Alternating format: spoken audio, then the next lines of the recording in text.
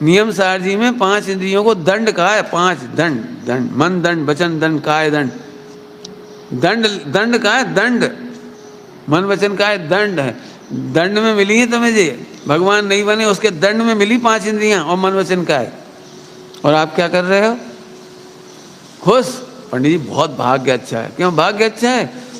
अरे यदि पुरुषार्थ अच्छा होता तो मुनि होती, पुरुषार्थ अच्छा होता तो तुम्हें धन के अभाव में भी आनंद की रास्ता मिल जाती। क्या कह रहे हैं हम? पुरुषार्थ बढ़िया होता तो धन के अभाव में रोते नहीं, धन के अभाव में आनंद करते। मच्छर भगाने का उपाय नहीं करते, मच्छरों के बीच में भी आत्मा की आनंद कर रहे होते। अब तो समझ गए ना उपसर्ग परिचय, उपसर्गों के परिचय। अब ये सब पुरुषार्थ है। इस तत्व ज्ञान को समझो, ये पुरुषार्थ है। पदार्थ दर्शन करना है। पहले पहले आप समझाओ, हम लोगों को सुना जाओ थोड़ा बहुत। हम आ जाओ, यहाँ लगा, हाँ यहाँ लगा दो बेटे।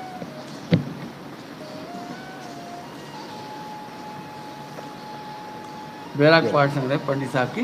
गुरु अर्थात सैकड़ों विद्वान जिनके आने भक्त थे, किनके? गणेश प्रसाद वर्णे जी के।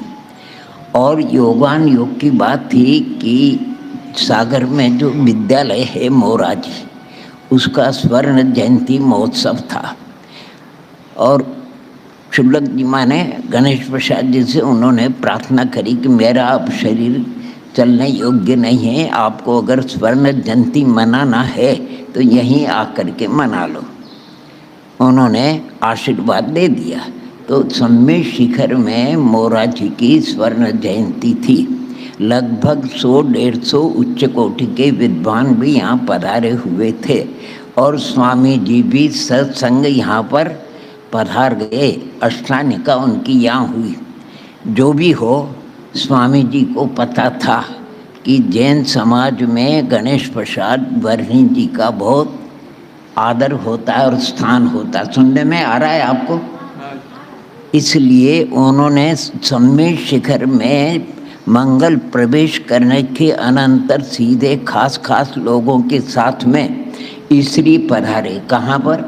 जहाँ वर्णी जी विराजमान थे। और बड़े आनंद के साथ में, हर्षायमान के साथ में, बड़े वात्सल्य के साथ में उनका, वो भी सरल थे।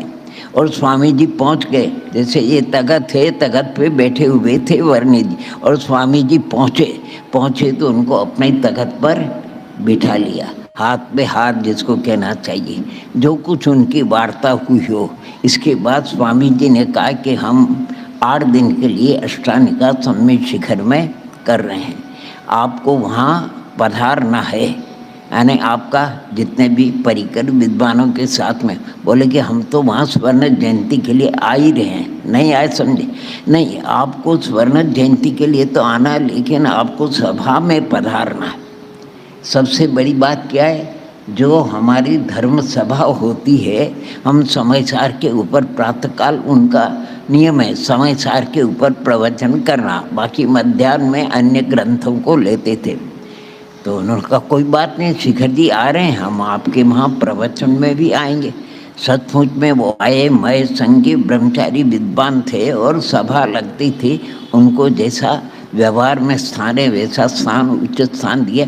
1.25 घंटे स्वामी जी समय सार के ऊपर कर्ता कर्म जो अधिकार है दूसरा, यानी जीवाधिकार के बाद कर्ता कर्म क्रिया अधिकार है, उसमें आश्रव और आत्मा, यानी आश्रव और आत्मा में क्या अंतर है? आत्मा पवित्र है, नित्य है, अखंड है, न्यायक है। आश्रव तो विकारी भाव है, अशुद्ध भाव है, विभाव भाव है, अनित्य, क्षण भंगुर है। जो कुछ 3 दिन यानी 8 दिन तक प्रवचन चलता था। वर्णी जी और उनका सारा परिकर, विद्वानों में पंडित बंशीधर जी, जगन मोहन लाल जी, फूलचंद जी आदि उच्च कोटि के विद्वान थे, सब सुनते थे। बाद में 15 मिनट के लिए वर्णी जी बोलते थे। कितने? अब जो प्रकरण चल रहा है समय सार का, और जो बात यथावत है पूर्वाचार्यों के द्वारा वस्तु स्वरूप है, उसमें 19 बीसी क्या होगी? बोले कि जो बात कही जा रही वो बिल्कुल कुंद कुंद आचार्य भगवान ने, अमृतचंद स्वामी ने और जयसिंह महाराज ने सब इसी बात को उन्होंने 8 दिन तक बराबर चलता रहा।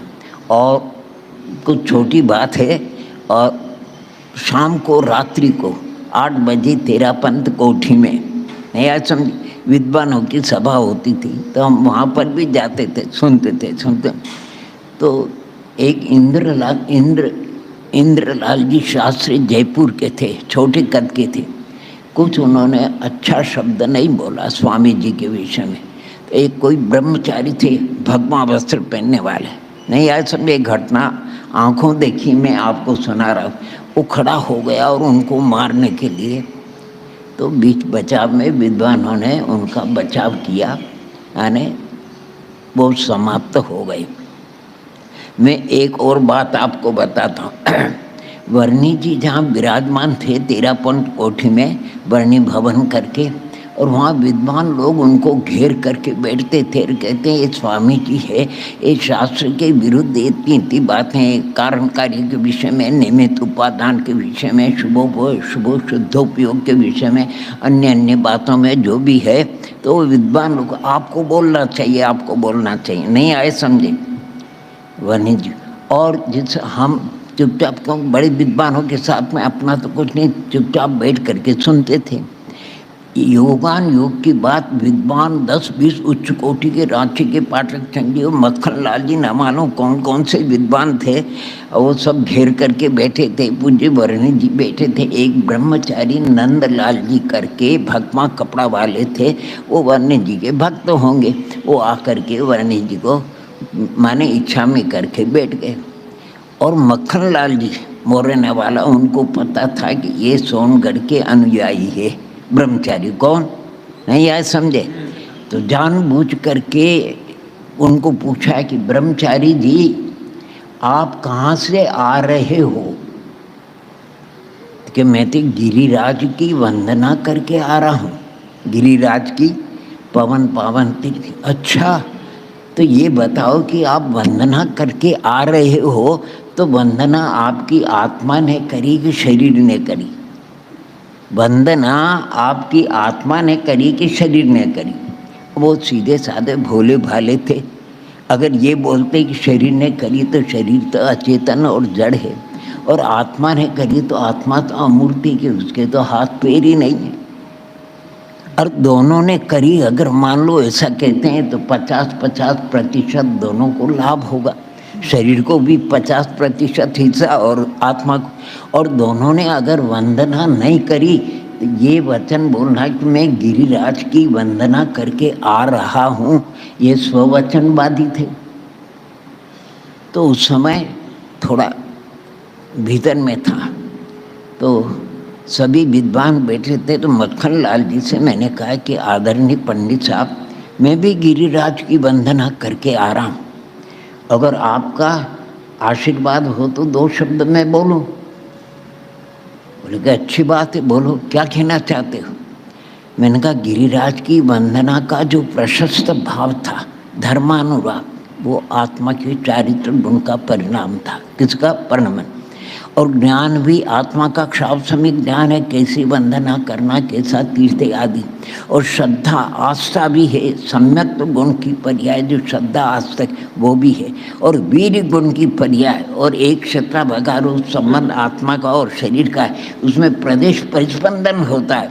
जब प्रदेश परिस्पंदन होता है तो सारी क्रियाएं शरीर की होती है, और शरीर की क्रिया होने से जैसे आप मोटर से यहाँ आते, वैसे इस शरीर रूपी मोटर के द्वारा वंदना करके आ जाते। तो मोटर को थोड़ी पुण्य लगता है, पुण्य किसको लगता है? मोटर में बैठने वाले और ड्राइवर को लगता है। आया समझ? इस प्रकार पुण्य का भागी तो आत्मा है, लेकिन साथ में शरीर का भी संबंध है। अगर शरीर निष्क्रिय होता है, उसमें कोई लकवा वगैरह और भी कभी होती तो शरीर जा नहीं सकता था। यानी कुछ बातें हमने द्रव्य गुण पर्याय की उनको बोली। देखते रहे सब विद्वान, देखते रहे। आप कहाँ से आए हो? मैंने कहा मैं उदयपुर से आया हूँ। आप कहाँ पढ़ते हो? मैंने कहा उदयपुर पार्श्वनाथ दिगंबर जैन महाविद्यालय, वहाँ पढ़ता हूँ। आपके गुरु कौन है? मैंने कहा मेरे गुरु पंडित मनोरंजन जी शास्त्री है।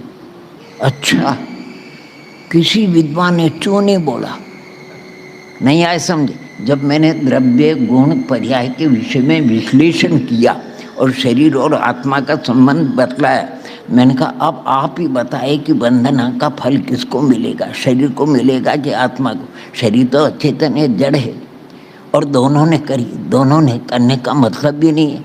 ज्ञानवान तो आत्मा है, समझदार तो आत्मा है, शरीर तो अचेतन जड़ है, मोटर के समान है, और दोनों ने वंदना न करी तो ये वाक्य भी अशुद्ध है, इसलिए स्ववचन बाधित भी नहीं। तो सब चुप हो गए विद्वान, किसी ने कुछ नहीं बोला। भैया जी नहीं आए समझ।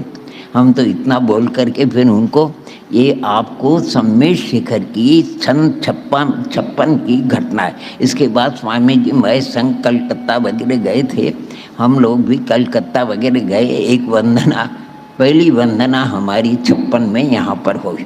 कहाँ पर? सम्मेद शिखर की। इसके बाद आपको बताएं, हम सम्मेद शिखर जिस विद्यालय में पढ़ते थे, उस विद्यालय में पहले तो कुछ नहीं, हम 2-3 विद्यार्थी थे। तो वो सब ग्रीष्म अवकाश में सोनगढ़ चले जाते थे किसी की प्रेरणा से कि वहाँ अच्छा सत्संग है और सुबह से शाम तक धर्म चर्चा होती, द्रव्य गुण पर्याय की चर्चा होती। तो हम वहाँ पहुँच करीब 6 वर्ष तक जाते रहे। कितने? सोनगढ़ सुनते थे, बढ़िया सब उनका। और स्वामी जी का तो माने प्रवचन करने का जो होता है, बीच में कोई विशेष आता है, जिनेंद्र जी समझ में आया, ऐसा बोलते थे।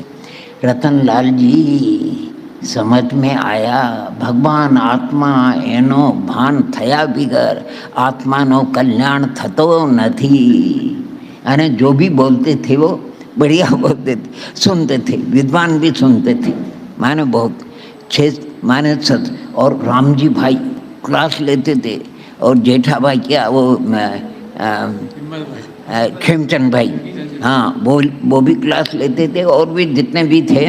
अब बढ़िया 2 महीने अच्छा नहीं। और बाबू भाई फतेहपुर वाले और ये सब इनके साथ में हमने वहाँ परीक्षा दी। मोक्ष मार्ग उत्तम क्लास में बैठते थे माने। और उसके साथ में वो गुजराती अपने को कम आती थी, लेकिन वहाँ जाते रहे। वहाँ पर्युषण पर्व के अंदर बड़े संपन्न घराने की अच्छी, और उन्होंने 14 माने बालिकाओं ने को जो भी को उन्होंने अखंड ब्रह्मचर्य व्रत को धारण किया स्वामी जी से पर्युषण पर्व में। कितना? तो मैंने कहा ये स्त्री परिया में आई और इनका आत्मबल इतना कि अखंड ब्रह्मचर्य और संपन्न घराने की। हमारे 5 वर्ष का था नियम। कितना? तो हमने भीतर में सोचा कि हम भी अखंड जीवन पर्यंत के लिए ब्रह्मचर्य से, और फिर विधि पूर्वक उसका संकल्प कर लेंगे। लेकिन भावना वहाँ से बन गई थी कि हम भी ऐसे रहेंगे। आपको क्या बताएं, इंदौर में हम जहाँ रहते हैं, सरसेठ हुकुमचंद जी का एक स्थान है स्वाध्याय का, वहीं हम रहते थे। और जब मुमुक्षु भाइयों की प्रार्थना और प्रेरणा से स्वामी जी 4 बार मेरे सामने इंदौर पधारे। कितने? और उनको चाहिए एकांत अच्छा स्थान, तो वहाँ पर इंद्र भवन में एक मेहमान घर बना हुआ है। तो मुमुक्षु कहते थे कि स्वामी जी को हम यहाँ ठहराएंगे, कोई बात नहीं, मेहमान है, ठहरो। वहाँ ठहरते थे स्वामी जी। वहाँ 4 बार मेरे सामने वहाँ ठहरे। एक बार बगीचे में वो टहलते हुए, जहाँ जिस स्थान पर मैं रहता था, कहाँ रहते हो? का लगन नहीं किया, लगन नहीं किया। मैंने कहा लगन नहीं किया, लगन माने शादी नहीं करी। और इसके बाद फिर उन्होंने देखा कहाँ रहते, तो अब छिपाने की बात तो है नहीं। मैंने कहा यहाँ रहते, तो कमरे में भी आ गए, सब कुछ देखा उन्होंने। अच्छा यहाँ करते साधना, बहुत अच्छा। आने 4 बार हमारे सामने स्वामी जी वहाँ आए। कितनी बार? अब आपके दर्शन हुए कि नहीं हुए ये तो मेरे को मालूम नहीं, लेकिन हमने वहाँ का सत्संग किया। इसके बाद भी शास्त्र तो अगाध है, जिनवानी का कोई पारावार नहीं। आप और हम तो बहुत, सिंधु में बिंदु भी अपना ज्ञान नहीं आए समझ में। इसलिए हमने सोचा कि और कहीं सत्संगति थे, इंदौर में उच्च कोटि के विद्वान थे, तो फिर यहाँ 2-3 साल तक लगातार यहाँ आते रहे। लेकिन विद्वान क्या है, वो पद्धति सर जो शास्त्र चल रहा है उसको बाँच लेते थे, यानी उसका जो विशेष विश्लेषण होना चाहिए। द्रव्य गुण पर्याय क्या है, शुभोपयोग अशुभोपयोग क्या है, शुद्धोपयोग क्या है, निमित्त नैमित्तिक संबंध क्या है, कारणकारी क्या है, उत्पाद वे द्रव्य क्या है, आदि आदि जो बातें, उसका जो विश्लेषण होना चाहिए, वो विश्लेषण हमको नहीं मिलता था, जो कि सोनगढ़ में मिलता था। कितना यानी वहाँ मिलता था। उन्होंने द्रव्य गुण पर्याय के विषय में तो इतना बढ़िया, आज भी लोगों को भ्रांति है। द्रव्य की 6 द्रव्य है, संख्या में अनंत हैं, एक एक द्रव्य में सामान्य और विशेष गुण, सामान्य गुण और विशेष अनंत गुण है। एक एक गुण में त्रिकालवर्ती कितनी पर्याय होती है, जितने 3 काल के समय उतनी पर्याय होती है। अर्थ पर्याय, व्यंजन पर्याय कम, व्यंजन पर्याय भी होती है, लेकिन वो स्थूल पर्याय उसका उल्लेख आया, समझे। और जो कुछ बातें होती थी वो बराबर अपन उसका विश्लेषण होना चाहिए था, वो विश्लेषण नहीं होता। फिर भी सत्संगति में लाभ तो बहुत होता है। राजवार्तिक पढ़ते थे पंडित बंशीधर जी, और धारा प्रवाह रूप, हिंदी बोलना नहीं आता था, संस्कृत में धारा प्रवाह रूप पढ़ते थे। शेर साहब के यहाँ सरसेठ को 3 सभा होती थी, प्रातःकाल 1.5 घंटे की, मध्याह्न काल 1 घंटे की और सायंकाल 1 घंटे की सभा होती थी विद्वानों की। तो सत्संग यानी करीब हमने 7 वर्ष तक इधर उधर यानी सत्संग के लिए जहाँ पर ही हो वहाँ जाते आते रहे। इसके बाद फिर आचार्य विद्यासागर जी महाराज का यानी उदय हुआ, उनके द्वारा षटखंडागम की वाचना प्रारंभ हुई। तो उनकी जितनी वाचना हुई एक छूटी, बाकी सब वाचना में हम गए, जहाँ पर भी यानी शताधिक विद्वान एकत्रित होते थे। अच्छे द्रव्य गुण पर्याय की चर्चा भी होती थी। अब विद्वान लोग बाँचते थे, पंडित पन्नालाल जी, साहित्याचार्य फूलचंद जी, सिद्धांत शास्त्री, ये लोग बाँचते थे, पंडित कैलाश चंद जी। आपको मालूम नहीं, 2500 निर्माणोत्सव यानी सोनगढ़ में 2500 परमागम मंदिर के प्रतिष्ठा, 2500 निर्माणों मानी। आज से कितने 48 कितने वर्ष हो गए कि नहीं हो गए। उस समय भी कई विद्वान को आमंत्रित किया। एक बहुत बढ़िया बात आपको कहते हैं, सोनगढ़ में जितने भी साधक थे उन्होंने कहा कि एक बात विद्वत परिषद का सम्मेलन यहाँ होना चाहिए। कहाँ पर? यानी जो विद्वत परिषद है भारतवर्ष में जैन समाज की, तो वहाँ के लोग तो सर कि बहुत अच्छी बात है, सारी व्यवस्था अपन करेंगे, खर्चा अपन करेंगे, आमंत्रित कीजिए। तो सन 50 में विद्वत परिषद की सभा माने सम्मेलन हुआ। कहाँ? सोनगढ़ में। आने करीब 150 के करीब विद्वान और सरसेठ हुक्मचंद जी और उनके जितने विद्वान थे 8-10 सब, वो सारे के सारे सोनगढ़ पहुँचे, स्वामी जी को सुनते थे। नहीं आज समझे, एक जीवनधर जी करके अस्त्र शस्त्र के उच्च कोटि के विद्वान, वो थोड़ा सा तर्क और न्यायिक शास्त्र कुछ बोलते थे। शेर साहब कहते हैं ऐसा तर्क वितर्क अपने को नहीं करना है, ये अभी सब नए नए हैं और इनको अपने में मिलाना, इनके साथ में वात्सल्य रखना, आदर देना। नहीं आज समझे, एकदम से अपने को काट छाँट करोगे तो क्या होगा। शेर साहब तो इतने प्रभावित हुए कि जिस स्वाध्याय भवन में स्वामी जी प्रवचन करते थे, अब इतने विद्वान इतने पहुंच गए तो वो तो छोटा पड़ गया। नहीं आज समझ, बैठने की जगह नहीं। तो शेर साहब ने उसी समय कहा कि बड़ा स्वाध्याय भवन होना, और 70,000 रुपये उस समय उन्होंने दान की घोषणा करी, जिससे वो कुंद प्रवचन मंडप बनाए वहाँ पर। कहाँ? सोनगढ़ में। फिर विद्यार्थी वगैरह, कुछ लंबी कहानी है, लेकिन एक बात ज़रूर है, हम इतना कोई कुछ भी बोले, सोनगढ़ में स्वामी जी ने जो भी अपने स्वाध्याय की जो धारा यानी तत्व चर्चा जिसको कहना चाहिए, द्रव्य गुण पर्याय वगैरह सब पूरी यानी उनके द्वारा सब लोग जागृत हो गए, जग गए कि शुभ क्या है, अशुभ शुद्ध क्या है, शुभोपयोग शुद्धोपयोग, सारी बातों में उनकी जागृति हो गई। और आज भी थोड़ी बहुत वो परंपरा चल रही है, लेकिन वस्तु तत्व तो अगाध है। जितना अपना ज्ञान बहुत थोड़ा है। अरे यहाँ तक कि शुद्ध केवली द्वादशांग के पाठी गणधर केवल ज्ञान के सामने उनका ज्ञान भी सिंधु में बिंदु के समान है। किसके समान है? बिंदु के। इसलिए ज्ञान का क्षाप समय ज्ञान का अहंकार तो कभी होना ही नहीं चाहिए। केवल ज्ञान होए और इसके बाद मैं ज्ञानी हूँ, तो बहुत अच्छी बात है। लेकिन केवल ज्ञानी वीतरागी हो जाते, फिर उनको इस प्रकार का विकार अहम भाव रहता ही अच्छी बात है। आप सब दर्शन के लिए भावना थी, भैया मोती भैया के यहाँ ठहरे थे। मैंने कहा वैसे तो 2-4 बार हम दर्शन कर गए, और इंदौर के एक विजय बढ़ जाते हैं, विजय है नहीं, उनका अच्छा सहयोग रहा और इस धर्म स्थान को उन्होंने 2 वर्ष में, और इसकी पंचकल्याणक प्रतिष्ठा भी सानंद हो गई, मानसम भी बन गया। स्वाध्याय भवन है, ऊपर भीतरागी प्रतिमा विराजमान है, 24 भी विराजमान है, और यहाँ से सम्य शिखर की टोंकों के भी अच्छे दर्शन होते हैं। विद्वानों के लिए भी कक्ष बनाए और सब साधन है।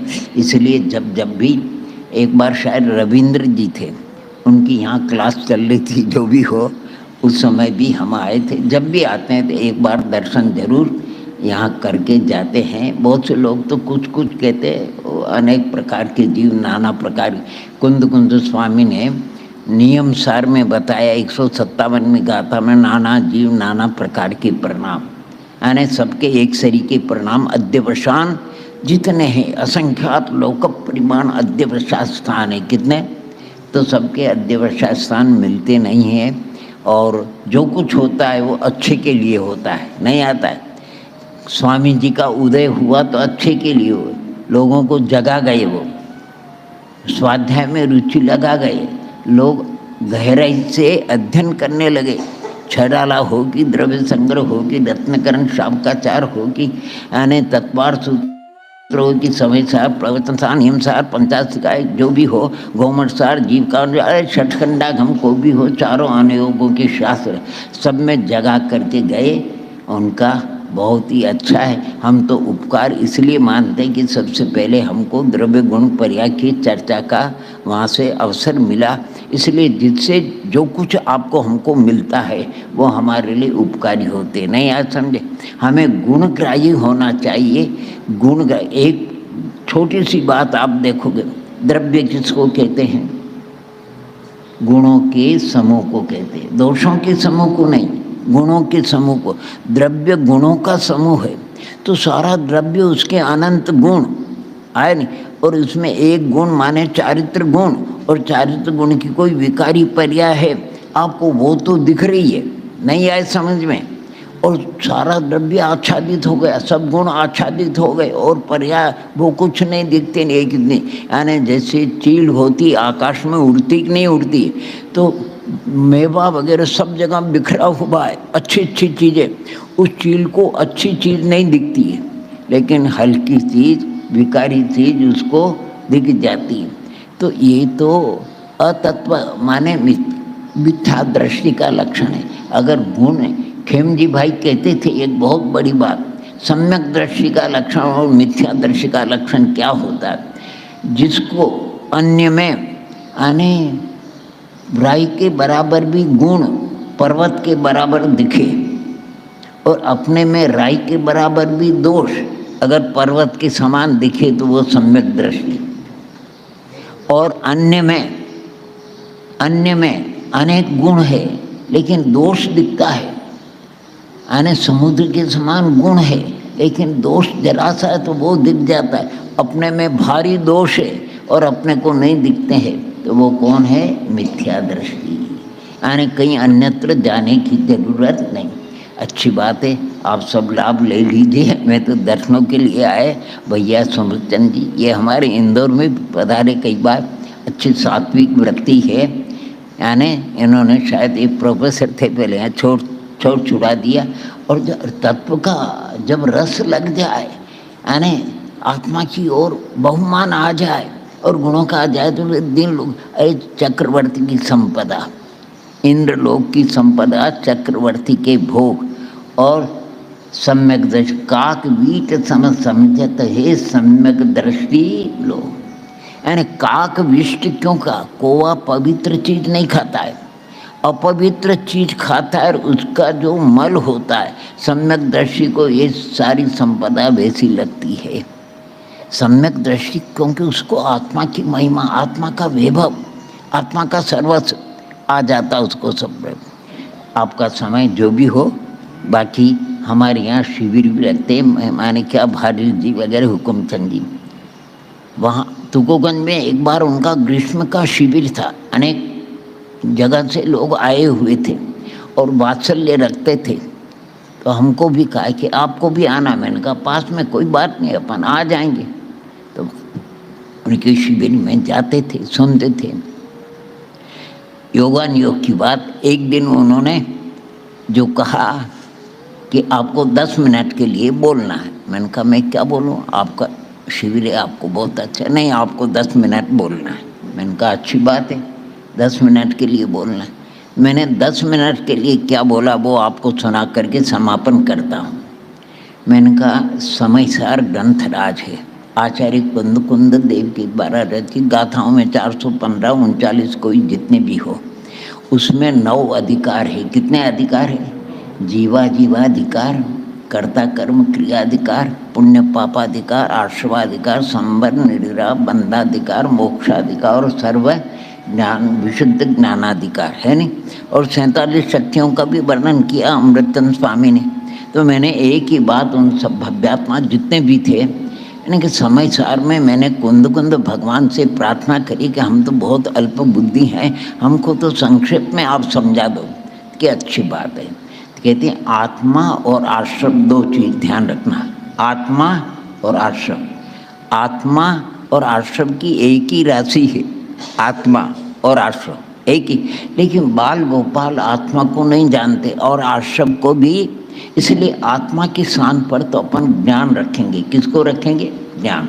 और आश्रम के स्थान पर अपन राग रखेंगे, उपलक्षण है सब उसका परिवार, और ज्ञान का भी परिवार। अपने पास 2 चीज़ें रहेंगी, कौन सी? ज्ञान और राग। हो गए 2 चीज़। आत्मा का स्वभाव ज्ञान है और विभाव क्या है? राग। अब इन दोनों में अपने को समय सार को ढूंढना है। किसको? ज्ञान और राग। आप ये बताइए कि राग को और ज्ञान को जानने वाला कौन? ज्ञान अपने को भी जानता है, ज्ञान को भी जानता है, और ज्ञान पर राग को भी जानना, इसलिए वो तो है जीव। और राग अपने को भी नहीं जानता है और ज्ञान को भी, इसलिए वो है अजीव। ये हमारी 68 गाथाएं पूरी हो गई। कितनी? 38 गाथा जीवाधिकार की और 30 गाथा है अजीवाधिकार की। कितने हो गए? अब कर्ता कर्म अधिकार की 78 गाथाएं। कितने? तो लौकिक में ये जो कर्ता होता है वो ज्ञाता नहीं होता है, और जो ज्ञाता होता है वो कर्ता नहीं होता है। कर्ता होता है वो ज्ञाता नहीं होता है, और ज्ञाता होता है वो कर्ता नहीं होता है। जैसे आँख दृष्टा है, किसी चीज़ को उठाई धराई नहीं करती, हाथ उठाई धराई करते, लेकिन किसी को जानते, इसलिए ज्ञान ज्ञाता है। और राग में ही कर्तृत्व बुद्धि होती है, इसलिए राग अलग और ज्ञान अलग है। ये हमारी 78 गाथा कर्ता कर्म क्रियाधिकार की पूर्ण हो गई। फिर पुण्य पापाधिकार 17 गाथा जो भी है आने, उसमें लिखा राग पुण्य और पाप रूप, विषानुराग पाप रूप है, धर्मानुराग पुण्य रूप है। तो पुण्य और पाप ये राग की पर्याय है। किसकी? राग के अवयव है। ज्ञान न पुण्य रूप है न पाप। ज्ञान तो सिद्धों को है, अनंतों को है, लेकिन उनको राग नहीं है, न पुण्य है न पाप है। देखा आए कि नहीं आए? तो इसलिए ये पुण्य पापाधिकार पूरा हो गया, अर्थात पुण्य पाप राग है और ज्ञान वो राग पुण्य पाप रूप नहीं है। आश्वाधिकार, आश्रम जो होता है वो राग से होता है, ज्ञान से नहीं होता है। ज्ञान से हुए तो अरंत सिद्धों को भी होना चाहिए। अच्छा, आश्रय के बाद संवर और निर्जरा। तो संवर और निर्जरा का कारण कोई है तो ज्ञान है। कौन है? और बंद। तो राग चिकनाई होती है, चिकनाई से धूल चिपक जाती है, राग से बंद होता है, ज्ञान से बंद नहीं होता है। तो फिर ज्ञान से क्या होता है? ये बंधाधिकार पूरा होगा। जिन परम पेनी सुबुद्धि छेनी, डारी अंतर भेदिया वर्णादिते रागादि भाव को न्यारा किया है। आए कि नहीं? इससे ज्ञान से ही मोक्ष होता है, ज्ञान से ही भेद विज्ञान होता है, ज्ञान से ही आत्मा को ग्रहण किया जाता है, ज्ञान से ही राग से पृथक किया जाता है। ये मोक्षाधिकार हो गया। और आत्मा की महिमा, आत्मा का सर्वस्व, आत्मा का गौरव, आत्मा की संपत्ति, आत्मा का वैभव, जो कुछ को वो ज्ञान है, राग नहीं है। ये हमारा समय सार पूरा हो गया। ओम नमः, ओम नमः, ओम नमः। बोली अनंतानंद सिद्ध भगवंतों की सृष्टि का ध्यान धर, परम ब्रह्म का रूप आया नजर। परम ब्रह्म की मुझे को आई परख, हुआ और मैं संन्यास का अब हरक। लगन आत्मा राम सो लग गई, मेरी मोह निद्रा सभी भग गई। लगन आत्मा राम सो लग गई, मेरी मोह निद्रा सभी भग गई। मेरा नाम है जीव, मैं जीव हूँ। मेरा नाम है जीव, मैं जीव हूँ। चिरजीव चिरकाल चिरंजीव हूँ। चिरजीव चिरकाल चिरंजीव हूँ। अखंडित अमंडित अरूपी अलख, अदेही अनेही अजेयी अचक। परम ब्रह्मचर्य परम शांततम, निरालोक श्लोकेश लोकांततम। परम ज्योति परमेश परमात्मा, परम सिद्ध परसिद्ध शुद्धात्मा। चिदानंद चैतन्य चिद्रूप हूँ, निरंजन निराकार शिवभूप हूँ। चिदानंद चैतन्य चिद्रूप हूँ, निरंजन निराकार शिवभूप हूँ। अखंडित अमंडित अरूपी अलख, अदेही अगेही अनेही अचक। परम ब्रह्मचर्य परम शांततम, निरालोक लोकेश लोकांततम लोकांततम। परम ज्योति परमेश परमात्मा, परम सिद्ध परसिद्ध शुद्धात्मा। चिदानंद चैतन्य चिद्रूप हूँ, निरंजन निराकार शिवभूप हूँ। शिवभूप हूँ, अजर हूँ अमर हूँ, न मरता कभी। अजर हूँ अमर हूँ, न मरता कभी। चिदानंद शाश्वत न डरता कभी। चिदानंद शाश्वत न डरता कभी।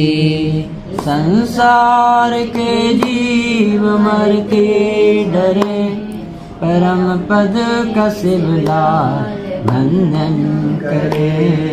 वंदन करे वंदन करे। पंच परमेष्टि भगवान की जय। अनंत अनंत सिद्ध परमेष्टि भगवान की जय। संवेद शिखर सिद्ध क्षेत्र की जय। कुंतनाथ भगवान की जय। नवीनाथ भगवान की जय। हरनाथ भगवान की जय। मल्लिनाथ भगवान की जय। श्रीयांशनाथ भगवान की जय हो। पुष्पदंत भगवान की जय हो। इसके बाद सबसे ऊंची पद्म प्रभु। घाटी से नीचे उतरती पद्म प्रभु भगवान की जय हो। निर्मल सुब्रतनाथ भगवान की जय हो। राम अनु सुग्रीव सुनील आदि अपार जीव मोक्ष गए। फिर चंद्र प्रभु भगवान की जय हो। ऋषभनाथ शीतलनाथ भगवान की जय। फिर अनंतनाथ संभवनाथ भगवान की जय। वासुपूज भगवान की जय। नंदनाथ भगवान की जय। जलबंदर के बाद अपन कहाँ जाएंगे? धर्मनाथ भगवान की जय। सुमतनाथ भगवान की जय। शांतिनाथ भगवान की जय। भगवान शासन नायक महावीर स्वामी की जय। इसके बाद अपन सुपार्शनाथ भगवान की जय। विमलनाथ भगवान की जय। अजितनाथ भगवान की जय। नेमिनाथ भगवान की जय। और आखिरी में स्वर्णभद्र कूट से मुक्ति को पधारे श्री पार्श्वनाथ भगवान की जय। 24 तीर्थंकर भगवान की जय। अनंतानंद सिद्ध परमेष्टि भगवंतों की जय। हे प्रभु सिद्ध हमें आत्मबल दो, आपके ही शरण में हैं, हम आपके ही पास आ रहे हैं, हमें यहाँ कहीं संसार में अच्छा नहीं लगता भगवान, आपके बिना और कोई शरण संसार में सही नहीं। अशरण शरण एक शुद्धात्मा है और पंच परमेष्टि भगवान। महाभाग्य अपन को जैन शासन मिला, जनवाणी मिली, आपका तो महासौभाग्य रहा। आपने कितना ज्ञान का दान दिया पंडित। एक ग्वाले ने जरा सा ज्ञान का दान दिया था तो साक्षात सीमंदर भगवान के दर्शन मिले, फिर आपने तो इस पर्याय में 700 पुण्य कमाए। पंडित साहब हम लोग आपकी अनुमोदना करते हैं, आपने जो इतना ज्ञान दान दिया, बहुत प्रसन्नता हम लोगों को। आपने निष्पक्ष होके निष्प्रही होके और श्रुत का बहुत आदर किया है, उसका नियम से अच्छी फल आना। हे प्रभु आपकी शरण न छूटे हमसे, पंच परमेष्टि ही मिले, जहाँ जाए प्रभु आपकी शरण में रहें और अपनी शेष आराधना करें, सिद्ध दशा को प्राप्त है। बोले पंच परमेष्टि भगवान की जय। जय।